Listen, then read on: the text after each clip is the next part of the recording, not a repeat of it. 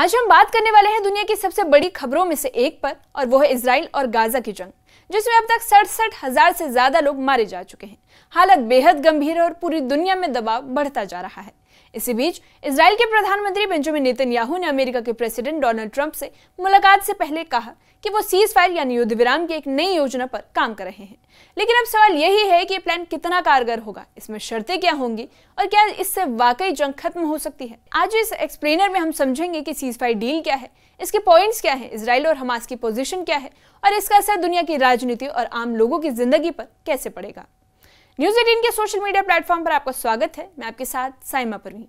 सबसे पहले समझ लेते हैं कि मामला उठा कैसे। दरअसल ये जंग 7 अक्टूबर 2023 को शुरू हुई थी, जब हमास ने इजराइल पर बड़ा हमला किया था। इसके बाद इजराइल ने गाजा में भीषण ऑपरेशन शुरू कर दिया और अब 1 साल से भी ज्यादा का समय हो चुका है, लेकिन हालात बद से बदतर होते जा रहे हैं। गाजा का लगभग 90% हिस्सा तबाह हो चुका है, लोग बेघर हो चुके हैं और फूड वाटर क्राइसिस इतना बढ़ गया है कि एक्सपर्ट्स का मानना है कि गाजा सिटी में ड्रॉट जैसी स्थिति बन गई है। हेल्थ मिनिस्ट्री के मुताबिक अब तक 67,000 से ज्यादा लोग मारे जा चुके हैं और 1.5 लाख से ज्यादा लोग घायल हैं। तो जरा सोचिए ये आंकड़े कितने भयानक हैं, और यही वो बैकग्राउंड है जिसमें अब सीज फायर की बात हो रही है। अब आते हैं नेतन्याहू के बयान पर। उन्होंने अमेरिका की फॉक्स न्यूज को एक इंटरव्यू दिया, जिसमें उन्होंने कहा कि वो ट्रंप की टीम के साथ मिलकर एक नया सीज फायर बनाने की कोशिश में है। उन्होंने कहा कि अब यह फाइनल नहीं हुआ, लेकिन बातचीत चल रही है और उम्मीद है कि जल्द ही कोई हल निकलेगा। नेतन्याहू पर दुनिया भर से दबाव बढ़ने लगा है वो इस जंग को रोके, क्योंकि अब हालात बहुत ज्यादा बिगड़ गए हैं। लेकिन ये नेतन्याहू इसी बीच उनका कहना है कि वो हमास को पूरी तरह खत्म किए बिना जंग नहीं रोकेंगे। यानी एक तरफ वो युद्ध विराम की बात कर रहे हैं, तो वहीं दूसरी तरफ लड़ाई तब तक चलेगी जब तक हमास का अस्तित्व खत्म न हो जाए। अब समझ लेते हैं कि ये सीज फायर प्लान क्या है। मीडिया रिपोर्ट्स और अरब अधिकारियों के मुताबिक ये 21 पॉइंट्स का एक प्रपोजल है। इसके तहत सबसे पहली शर्त ये होगी कि तुरंत युद्ध विराम यानी सीज फायर किया जाए, यानी इजराइल और हमास दोनों ही हमले रोक दें। और दूसरी बड़ी शर्त है कि हमास को 48 घंटे के अंदर सभी बंदियों को छोड़ना होगा। अभी भी लगभग 48 लोग हमास की कैद में हैं, जिनमें से 20 से ज्यादा के जिंदा होने की संभावना है। तीसरी शर्त यह है कि धीरे धीरे इजरायली सेना गाजा से वापस हटेगी। मतलब ये एक ग्रेजुअल प्रोसेस होगा और इसमें एक कदम से कुछ नहीं होगा। इसके अलावा कुछ और पॉइंट्स भी हैं जिन पर अभी बातचीत जारी है। अब सवाल ये उठता है कि क्या हमास डील को मानेगा। तो हमास ने कह दिया है कि वो हर प्रपोजल को पॉजिटिव तरीके से स्टडी करने को तैयार है। दरअसल हमास की डिमांड है कि सारे बंदियों को छोड़ने के बदले इजराइल पूरी तरह से गाजा से हट जाए और जंग खत्म कर दे। लेकिन यहाँ ट्विस्ट ये है कि नेतन्याहू अब भी साफ कह रहे हैं कि अगर हमास जंग खत्म करे, सारे बंदियों को छोड़े, तो उन्हें गाजा छोड़कर जाने दिया जाएगा। यानी नेतन्याहू हमास के नेताओं को बाहर जाने का रास्ता देने को तैयार है, बशर्ते वो हथियार डाल दे। लेकिन इसी बीच हालात बिगड़ते जा रहे हैं। गाजा के नुसैरत शरणार्थी कैंप में इजरायली हमले में कम से कम 10 लोग मारे गए। लोकल हॉस्पिटल्स का कहना है कि घरों पर 2 मिसाइलें गिरी, जबकि कई परिवार तबाह हो चुके हैं। आपको बता दें कि लोगों ने क्या बताया। उनके मुताबिक रात भर धमाकों की आवाजें आती रही और ऐसा लग रहा था कि जैसे पूरा शहर बमबारी में घिरा हुआ है। गाजा हेल्थ मिनिस्ट्री का कहना है कि महिलाओं और बच्चों की तादाद लगभग आधी है और इस मौत के आंकड़े में सबसे ज्यादा बच्चे और महिलाएं शामिल हैं। यानी ये बात साफ दिखाती है कि आम लोग सबसे ज्यादा भुगत रहे हैं।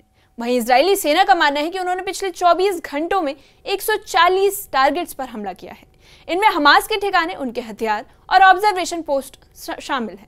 उन्होंने गाजा सिटी में एक 16 मंजिला बिल्डिंग को भी गिरा दिया, जिससे मक्का टावर कहा जाता था। अब सेना का कहना है कि इसमें हमास का मिलिट्री इंफ्रास्ट्रक्चर मौजूद था। हालांकि पहले वहां के लोगों को खाली करने का अलर्ट दिया गया था, लेकिन इस तरह के लगातार डेमोलिशन से गाजा का नक्शा ही बदल गया है। अब इजराइल का कहना है कि जरूरी है, क्योंकि जब तक हमास का ढांचा खत्म नहीं होगा तब तक जंग बंद नहीं हो सकती है। अब जरा अमेरिका की भूमिका समझ लेते हैं। तो ट्रंप अभी खुले तौर पर इजराइल का समर्थन कर रहे हैं, लेकिन हाल के दिनों में उनकी नाराजगी भी झलकने लगी है, खासकर तब जब इजराइल ने कतर की राजधानी दोहा में हमास की पॉलिटिकल लीडरशिप पर हमला किया था। दरअसल अमेरिका ये नहीं चाहता कि जंग इतनी लंबी खिंच जाए कि दुनिया में एंटी इजराइल सेंटिमेंट और बढ़ जाए। अब आपको बता दें कि ट्रंप ने अरब नेताओं से भी मुलाकात की है और उनसे इस प्लान पर चर्चा की गई है। यानी ये सिर्फ एक इजराइल और हमास के बीच का मामला नहीं, बल्कि पूरी इंटरनेशनल डिप्लोमेसी का एक हिस्सा बन चुका है। यूरोप की भी नाराजगी बढ़ गई है। कई पश्चिमी देश अब फिलिस्तीन को एक स्वतंत्र राज्य के तौर पर मान्यता देने लगे हैं। वहीं यूरोपियन यूनियन इजराइल पर पाबंदियों की तैयारी कर रहा है। इसके अलावा स्पोर्ट्स और कल्चरल बाइकॉट भी बातें चल रही हैं। यानी दबाव हर तरफ से बढ़ रहा है। कि इजराइल जंग रोक दे। लेकिन ये नेतन्याहू कुछ दिन पहले यूनाइटेड नेशंस में उन्होंने कहा कि जो अब खत्म नहीं होने देंगे। उनका कहना है कि हमास को पूरी तरह खत्म करना ही पड़ेगा और गाजा की ह्यूमैनिटेरियन सिचुएशन अब क्राइसिस लेवल तक पहुंच गई है। We removed an existential threat to Iran, to Israel rather, and a mortal threat to the civilized world. We lifted a dark cloud that could have claimed millions and millions of lives. But, ladies and gentlemen, we must remain vigilant. We must remain absolutely clear-minded and vigilant. We must not allow Iran to rebuild its military nuclear capacities.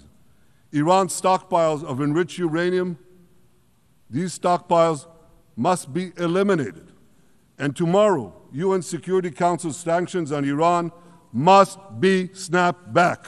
Thanks to the resolve of our people, the courage of our soldiers, and the bold decisions we took, Israel rebounded from its darkest day to deliver one of the most stunning military comebacks in history. But we're not done yet. The final elements, the final remnants of Hamas are holed up in Gaza City. They vow to repeat the atrocities of October 7th again and again and again, no matter how diminished their forces. That is why Israel must finish the job. That is why we want to do so as fast as possible. United Nations और कई अंतर्राष्ट्रीय एजेंसियां कहती हैं कि खाने पीने का सामान, दवाइयां, बिजली सब कुछ खत्म हो गया है। 90% लोग अपने घर छोड़कर कैंपों और शेल्टरों में रह रहे हैं। आपको बता दें कि वहां लोगों की हालत क्या है। तो लोग भूखे सो रहे हैं और हेल्थ एक्सपर्ट्स चेतावनी दे चुके हैं कि आने वाले दिनों में बीमारी और भूख से मरने वालों की संख्या और बढ़ सकती है। यानी ये सिर्फ एक जंग नहीं रह गई, बल्कि एक मानवीय त्रासदी बन चुकी है। वहीं आपको बता दें कि वेस्ट बैंक की स्थिति भी बिगड़ रही है। नबलस के पास एक रोड जंक्शन पर एक हमले में 20 साल का इजरायली सैनिक घायल हो गया था, जिसके बाद उसकी मौत हो गई और सेना ने कहा कि उन्होंने हमलावर को मार गिराया। इस घटना की जिम्मेदारी हमास ने ली है और इसे ओपनली सेलिब्रेट भी किया। दरअसल वेस्ट बैंक, गाजा और ईस्ट यरूशलेम वो इलाके हैं जिन्हें 1967 की जंग में इजराइल ने कब्जा कर लिया था। फिलिस्तीन इन इलाकों को अपने भावी राज्यों के तौर पर देखता है। यानी ये कॉन्फ्लिक्ट सिर्फ गाजा तक सीमित नहीं, बल्कि पूरे फिलिस्तीन इजराइल डिस्प्यूट का एक हिस्सा है। अब एक और दिलचस्प पॉइंट जान लेते हैं कि नेतन्याहू ने कह दिया है कि अगर हमास युद्ध खत्म करता है तो सारे बंदियों को छोड़ दिया जाएगा, तो वो हमास के लीडर्स को गाजा छोड़कर जाने देंगे। यानी ये भी एक तरह की डील ऑफर है कि गाजा छोड़ो और जान बचाओ। लेकिन अब सवाल यह है कि क्या हमास सच में ऐसा करेगा? क्योंकि अगर वो गाजा छोड़ देते हैं तो उनकी पॉलिटिकल और सोशल पावर वहीं खत्म हो जाएगी। वहीं नेतन्याहू को भी अपने देश के भीतर से आलोचना झेलनी पड़ रही है, क्योंकि बहुत से लोग चाहते हैं कि जंग पूरी तरह खत्म हो जाए और बंदियों के सुरक्षित वापसी हो जाए। इंटरनेशनल पॉलिटिक्स में ये जंग अब एक टर्निंग पॉइंट बन गई है। एक तरफ अमेरिका और यूरोप दबाव डाल रहे हैं कि नेतन्याहू जंग रोके, तो वहीं दूसरी तरफ इजराइल की आर्मी का कहना है कि अब पीछे हटना ठीक नहीं होगा। और ऐसे में ट्रंप का 21 पॉइंट प्लान एक गेम चेंजर बन सकता है। लेकिन ये तभी सफल होगा जब दोनों पक्ष अपने इजरायली और हमास अपनी शर्तों से थोड़ा बहुत समझौता करने को तैयार हों, वरना बाकी डिप्लोमेटिक प्रयासों की तरह फेल हो जाएगा। अब जनता का मूड देख लेते हैं तो इजराइल में लोग लगातार प्रदर्शन कर रहे हैं कि उन्हें उनके बंदियों को वापस लाया जाए। वहीं गाजा में लोगों का कहना है कि अब तो सांस लेना भी मुश्किल हो गया है। महिलाओं और बच्चों का दर्द सबसे ज्यादा है। अब आप सोचिए कि 1 साल से ऊपर का समय हो गया और वहां के लोग लगातार बमबारी झेल रहे हैं, और यही वजह है कि दुनिया भर में सीज फायर नाउ के नारे उठने लगे हैं। तो कुल मिलाकर कहानी ये है कि एक तरफ नेतन्याहू है जिनका कहना है कि हमास को खत्म किए बिना जंग नहीं रुकेगी, वहीं दूसरी तरफ दुनिया है जो कह रही है कि अब बहुत हो चुका है। ट्रंप का प्लान इस जंग को रोक सकता है, लेकिन ये तभी होगा जब दोनों पक्ष अपनी जिद छोड़ेंगे, वरना गाजा में मौतों का आंकड़ा और बढ़ सकता है। इस मामले पर आप क्या सोचते हैं? कमेंट सेक्शन में कमेंट करके बताइए।